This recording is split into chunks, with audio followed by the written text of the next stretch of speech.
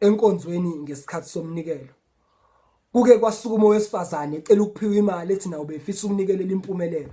Usajwayela ukukhangezwa usekhohliwe ukuthi uNkulunkulu uyileli blesser elibless isandla esiphayo kunesamukelayo. Mayamukela le mali ihlezi izibusiso zakhe zehlele kuthina njengabantu abamphayo. Sisimo usukuganga wena mawufuna ukuphumelela nikela.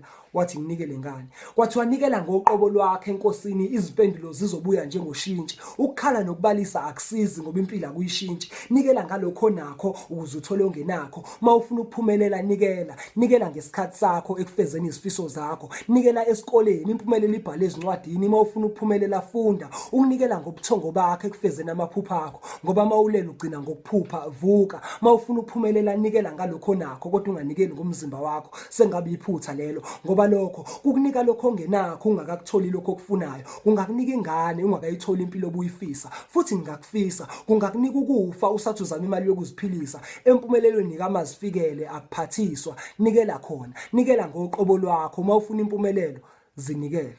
Kusicelo